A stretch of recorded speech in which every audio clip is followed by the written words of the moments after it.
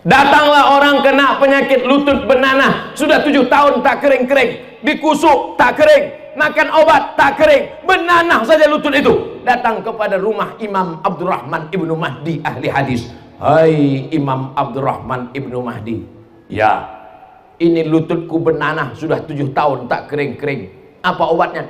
Kau sudah berobat? Sudah. Tak kering juga? Tidak. Tunggu sebentar, aku sholat sunat. Sholat sunat hajat Imam Abdurrahman Ibnu Mahdi 2 rakaat.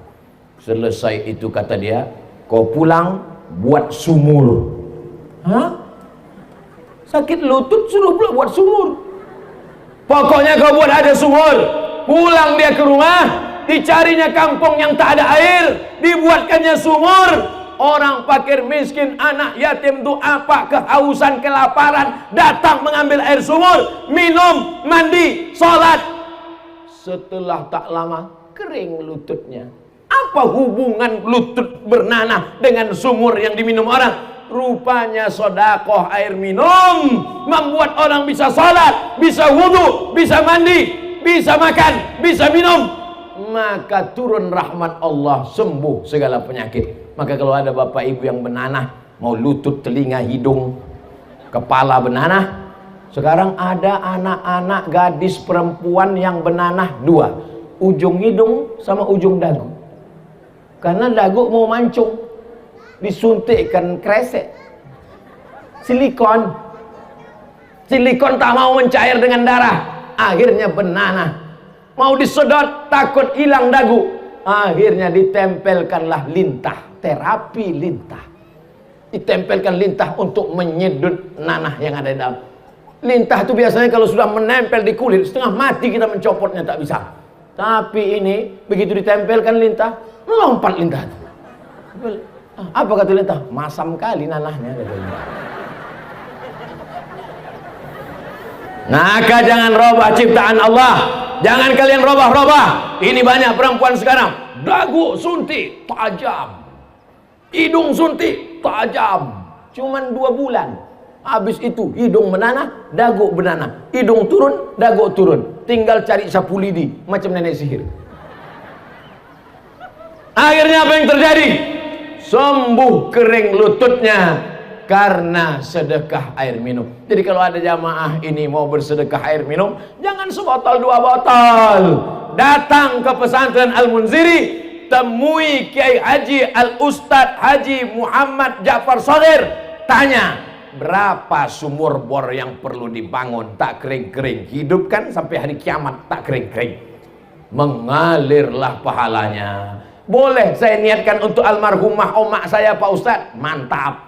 Datang sahabat Nabi bertanya, ya Rasulullah, ya ummi matat, emakku mati. Nyala kasar kali Ustadz, meninggal.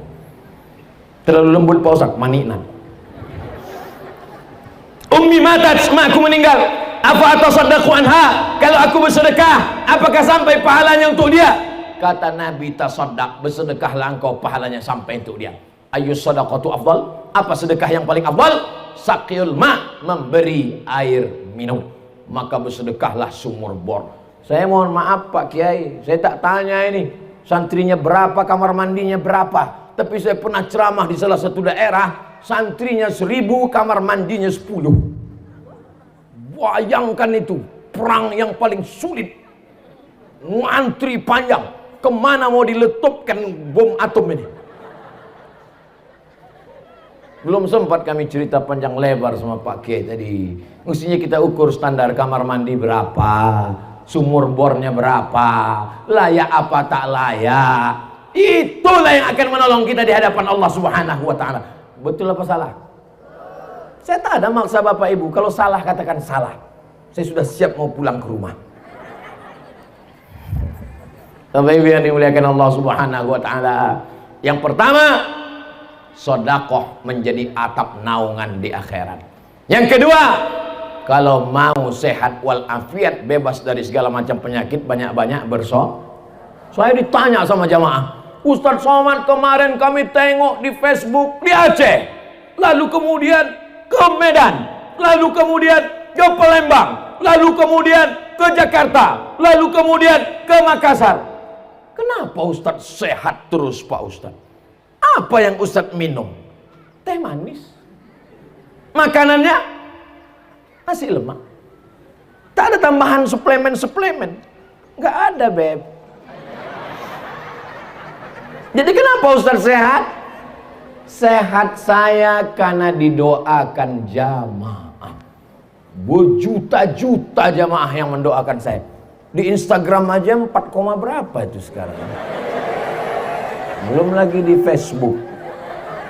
Sebentar ya, aku cek dulu. Tak enak pula kalau agak-agak data nih tak valid kan. Sabar kalian nunggu kan. Caranya buka YouTube, habis itu cari Ustadz Abdul Somad Official. Udah? Nah, sesudah dapat baru buka subscribe dulu. Nah, sudah itu baru cari tentang. Nah, di ujung tuh tentang. Nah, sudah tentang baru tengok. Channel ini dibuka tahun 2019, sudah ditonton sebanyak 75 juta orang. 75 juta orang ini tidak semuanya suka, banyak juga setan-setan yang tangannya begini tuh, tangannya begini. Anggaplah setan sama hantu sama jin nyiblorong sundel bolong itu 5 juta. Tapi kan masih kalah juga kita sama 70 juta. 70 juta yang menonton saya. Bayangkan itu. Kira-kira 70 juta itu kalau ikut pilpres menang apa kalah? Tapi kalian nggak perlu khawatir, aku tetap jadi ustadz sampai hari kiamat. Jangan takut kalian. Kemana ceritanya tadi? Mundur balik ke belakang. Bahwa kita didoakan orang. Makanya saya kalau kemana-mana jumpa saya, doakan saya makcik. Aku mau berfoto dekat Ustadz Somad. Yang boleh berfoto dekat aku ini 2 mak. Yang pertama anak-anak, yang kedua nenek-nenek. Kenapa begitu? Karena kalau anak-anak yang masih muda-muda nanti dikatakan orang istri simpanan saya. Didoakan oma-oma itulah saya. Ustadz Somad ini sehatkan. Apalagi orang-orang di pesantren Al-Munziri ini. 2 bulan yang lalu jumpa saya sama Pak Kiai di Pekanbaru. Maka sejak itu setiap maghrib mereka mendoakan, saya akan Ustadz Somad, saya akan Ustadz Somad, saya akan Ustadz Somad sampai tanggal 5 ya Allah. Setelah itu mau kena COVID, mau mati, mampus sudah di situ.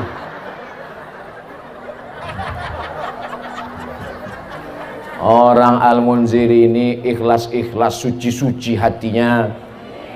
Doakannya Ustadz Abdul Somad, alhamdulillah sehat walafiat. Kalau tiba-tiba nanti sakit, sakit bukan laknat, sakit bukan kutukan. Ma yusibul mu'min min nasabin wala wasabin wala saqamin wala syaukin. Demam, sakit, sampai duri yang menusuk tapak kaki. Sesungguhnya Allah ingin menghapuskan silap, salah dan dosa-dosa kita. Makanya kalau ada tetangga, kawan, sahabat kita sakit, si Anu kemana? Sakit. Mudah-mudahan diampunkan Allah dosanya ya. Begitu. Si Anu kemana? Sakit. Mampus di situ. Astaghfirullah. Astaghfirullah. Rabbal baraya. Astaghfirullah minal khataya.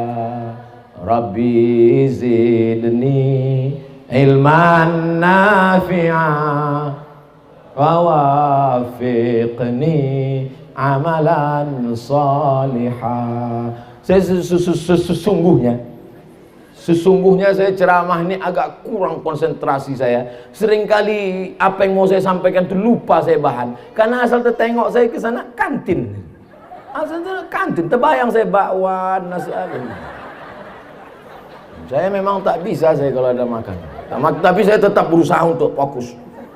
Bahwa yang pertama yang menolong kita di padang mahsyar, yang menjadi atap pelindung kita supaya selamat dari padang mahsyar adalah sedekah. Yang kedua, yang sakit berobat, berusaha, berikhtiar dengan sedekah. Yang ketiga, sampai berapa nih Pak Ustadz? Biasanya saya ceramah itu saya tengok jamaah.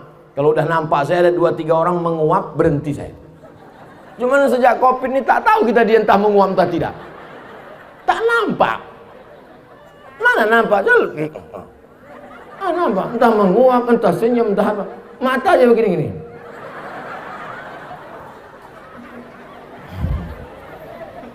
Jadi memang di mana-mana saya patok, saya ceramah 60 menit. Tadi saya mulai jam 2:30, nanti jam 3:30 kebetulan nanti berkumandang suara azan dan sholat asar. Begitu Bapak Ibu semua sholat asar, saya tengok kalian mau sholat asar, saya pun pulang.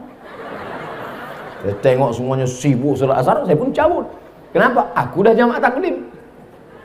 Saya udah jamaah taklim tadi duluan.